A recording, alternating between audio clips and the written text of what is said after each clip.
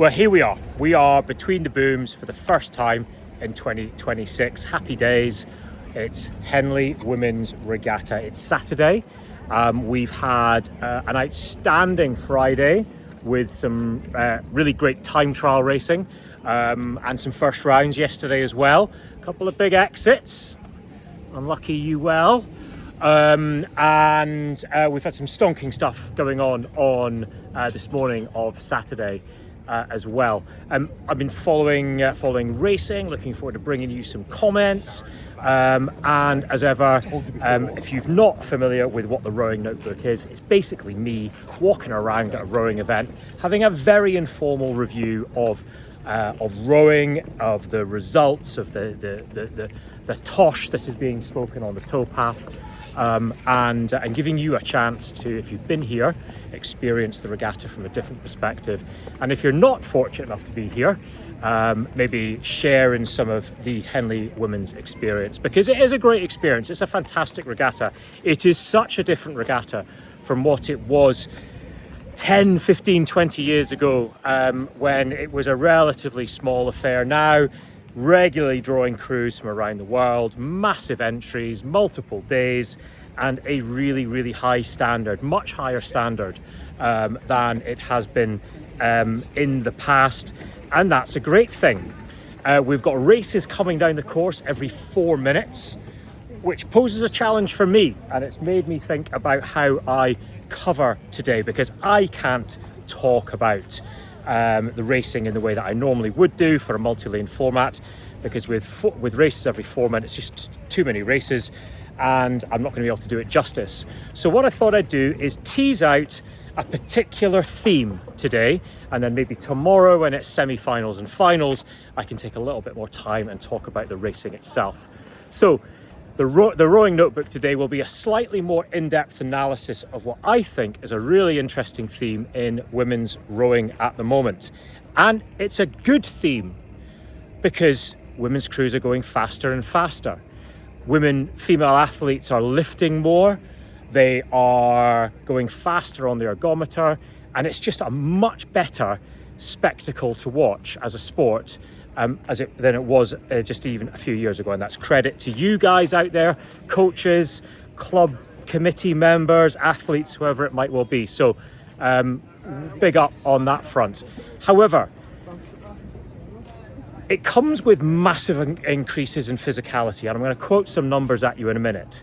And with that increase in physicality, we are seeing difference in trends when it comes to injuries, and there are some challenging trends when it comes to female athletes becoming injured. And I think the interesting discussion point is, dear viewer, what are the trends that we've seen in the increases in power output? What physiological strain does that put on the female body, and what could we start to do about it? This is not science. These are the musings of David, having watched women's rowing over the last 20 or so years. So listen to your coach rather than me. But I hope this is interesting nevertheless, because I think it's incredibly important that we dissect it. I'm here with my two girls, right? 10 and 7. We're all wearing our little unbreakable female athletes. They're here getting incredibly inspired by the next generation of Olympians who are racing here. And as a father, as a coach, as a fan of the sport, I want to make sure that female athletes and coaches of female athletes are part of as much of a constructive conversation as possible, so that they are healthy, they are fit, and they have long, productive rowing careers. So that's kind of, I guess, a little bit of motive, and I hope that doesn't sound too preachy and woke. So let's kind of crack on. The events that have kind of stood out to me and made me feel this way about wanting to talk about physicality, first and foremost, it was the aspirational academic aids. Just looking at how that category, right? These are not the championship standard. These are aspirational academic, with the work that was being put down, the strain that was clearly being put on those torsos and rotational and trunk strength and all the rest of it. really stood out to me as these are flipping impressive performances. So that was what really got me thinking. And then close on the heels of that event was again schoolgirl 8s, which made me think, well, hang on, if this is what the aspirational academic 8s are doing, wait to see what the schoolgirl 8s are doing, because they are, you know, flipping impressive as well. And these are 16, 17, 18-year-old girls who are also going through a lot of exam pressure. Aspirational singles, again, another event where at the other end of the scale from the big boats, you've got huge amounts of physicality from what are club rowers going down on the track. None of the athletes here are international, you know, high performance, well, they are high performance athletes, but not on the international stage. And then championship pairs stood out as well, really tidy looking Oxford pair, but again, rowing an exceptional arc, I would say, making me reflect on hip flexion and even development fours. Just, you know, relatively inexperienced crews, not a huge amount of training status, early in their careers, putting a huge amount of force and strain through their bodies. And what sort of strains are we talking about? Well, I did a little bit of Googling, and I thought, well, what are the numbers that 20 years ago would get you on the international teams? And typically you'd be kicking out 280 to 320 watts to be an exceptional female athlete 20 years ago. And these days you're kicking out 320 to 370. That's a 23% increase in sustained power. 23% increased over 20 years. Now, clearly human beings evolve, but the female physiology has not evolved to be 23% stronger in that time. So there is a disproportional strain going on. Now, all those numbers come from international athletes because those are where the data sets are. And it made me thinking, what about club athletes, where there isn't going to be as much research or as much data? They are, if anything, proportionally going faster and faster than where they were 20 years ago. So that's potentially a cohort that need greater protection. No, he rode for... Looking at peak power, and this number made my jaw drop. Peak power, 20 odd years ago, 500 to 650 watts. Today, 650 to 850 watts at the international level. That's a huge step on. And when we think about, we'll come on to a moment, I talk about the exact kind of triggers that might be causing some of the injuries in ribs and hips that we're seeing. Those loading figures, those peak loading figures, are bound to cause consideration. What's the impact? Well, I mentioned ribs and hips, and that's what we see a lot of the kind of strain injuries as being. It's not all doom and gloom, right? Not everybody's going to get injured. A lot of people are going to go on and have an injury-free career. However, it's on the rise, so we need to talk about it, and we need to make sure that it is something which we're free and able to talk about and not hiding away from. But 8 to 16% of elite level rowers will experience one of these rib and or hip injuries during their career. And when you get one of those, you're looking at 5 to 10 weeks recovery time minimum. We're seeing some female athletes getting hip replacements or hip operations, and clearly that is a much longer time frame for recovery. So it's not insignificant. And if you are a coach and you're running a program, as I've had the privilege of doing, and you find yourself sitting with a situation where you know that some of your athletes are going to be injured for 10% of the year, that would make me think about how I designed my program to protect them as much as possible from that 10%. Because what we know is performance, first of all, comes with consistency, and you can't be consistent if you're constantly getting injured. And trust me, when I was an athlete a long time ago, I spent a lot of time getting injured. Partly, well, multiple reasons. We're not here to talk about me, but it's not a great place to be. Not only around the increased force that we're seeing being put through joints, we're also seeing a lot of increased volume. And that comes with increased selection pressure because women's rowing is more popular. There are more females in squads, and therefore the pressure to perform and find that elusive, evasive, competitive edge over your club mates to get into the top boat is greater. And therefore, we're essentially talking about a bit of an arms race. And the arms race is absolutely fine, right? Because we have, we've got female athletes achieving their ambitions, and that is only a good thing. However, we want to make sure that all that kind of happens as well as all the protection to things.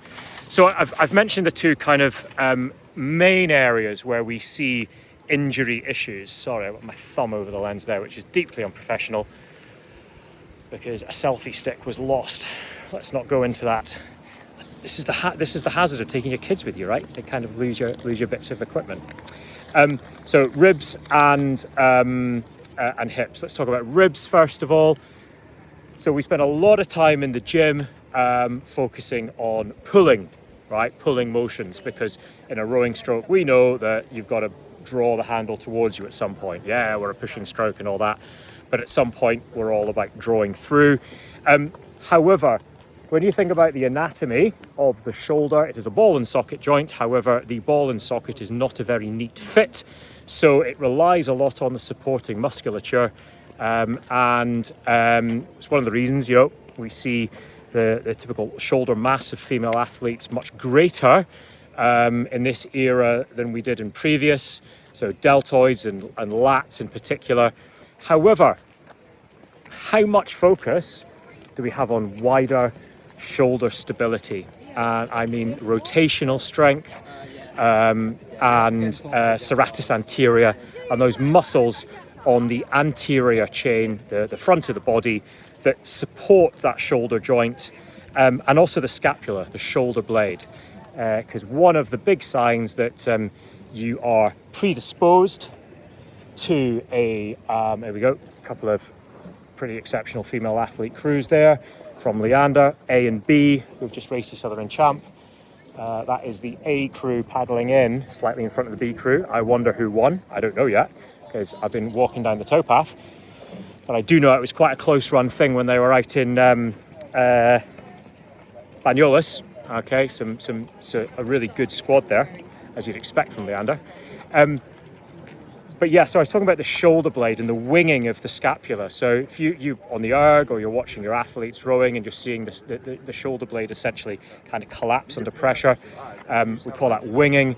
And that can be an early indication that someone's predisposed to a bit of a shoulder injury or one of these rib injuries, and therefore a little bit of work on stabilizing that through the posterior chain development may not be a bad thing. And if you are one of the athletes that doesn't necessarily have a great coach, stick a mirror next to you when you're on the erg, have a look at what your shoulder stability is like, and just make sure that you are developing yourself in the round and not just trying to gun it with your big back muscles. Everyone likes big lats, right? Whether it's male or female rowing, guns win races, particularly in the summer, right? Everyone wants to look ripped in all Mark 1 photos. The hip side of things. The thing which seems to be driving a lot of this, based on some of the research that I've seen, is an increase in hip flexion. So if you look back 10 years ago, female athletes were typically 6 to 8 degrees shorter in effective length than where they are now. Total length was only about 4 or so degrees. So what does this mean? Well, they are compressing more, but it means they're also getting in and on earlier.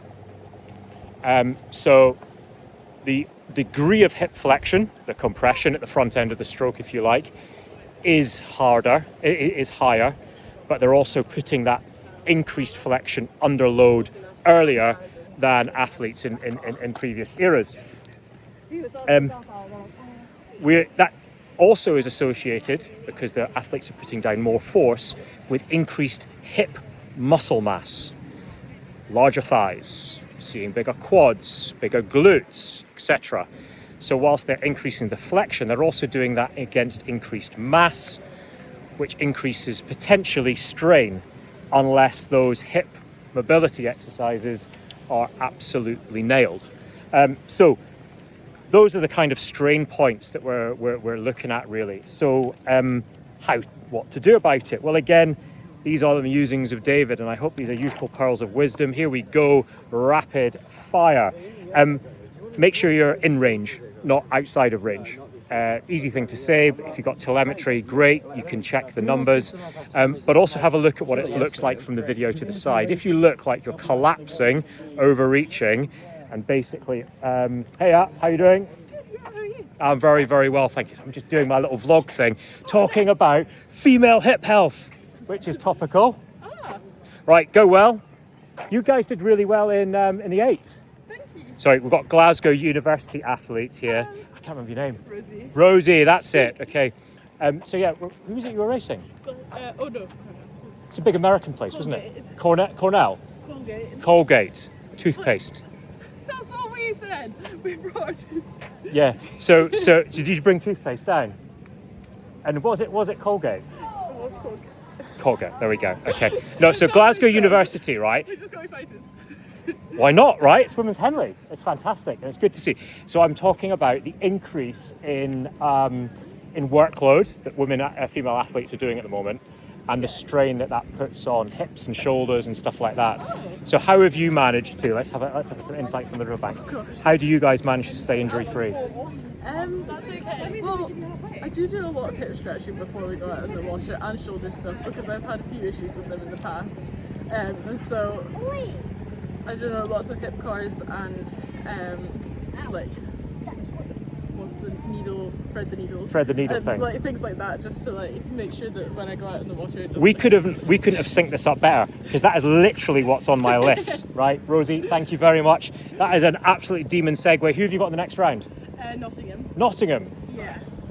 That's doable, isn't it? Never say never. Go Glasgow. My alma mater. I'm an ex-Glasgow University athlete as well.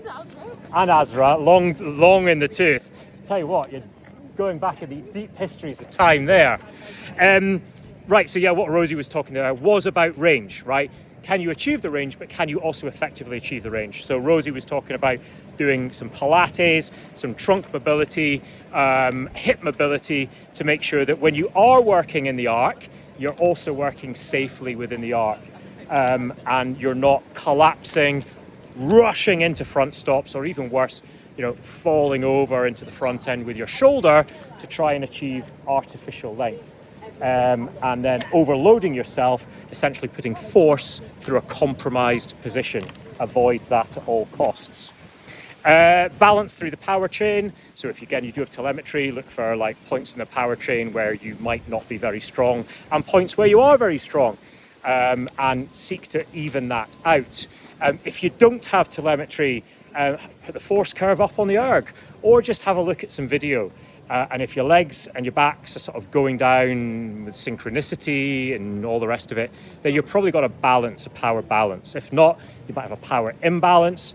And look at that. Is it because you've got peak strength somewhere? Is it because you've got a connective instability? And then try to rectify it. Thoracic load.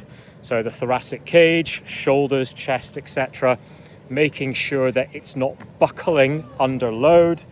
And that links to the next thing about maintaining posture under fatigue.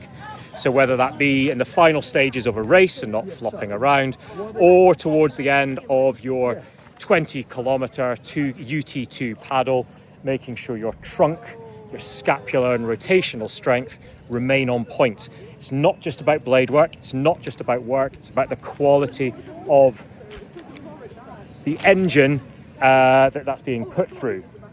Move well, yoga and Pilates, monitor cumulative load. Right, so Rosie, who we were just talking to, and Team Colgate, they are going through exams at the moment, right? So it's not just how much work you're doing on the water, on the erg, on the gym. It's also what else is going on in your life.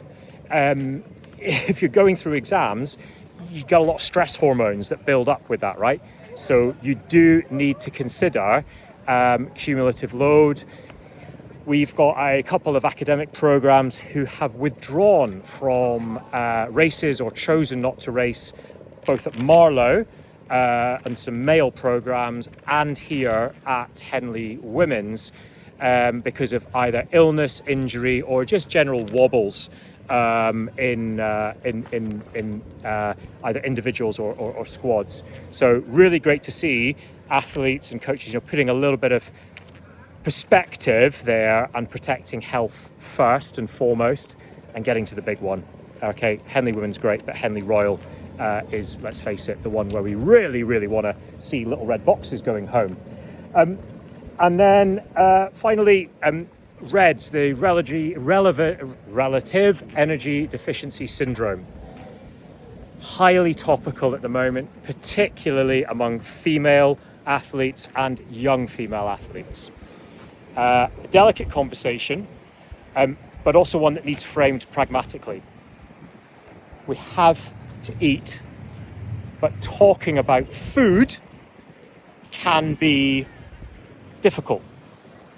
But reframing that into talking about fuel, making it about something to do with performance, the sport, something which they're going to care, love, etc., may be a way that can positively frame it. And so I have worked with athletes in the past who have struggled with the concept of getting sufficient fuel of the right type on board at the right time, and the volume that involves. And that's true for male and female athletes. Make light of it, have a bit of a game.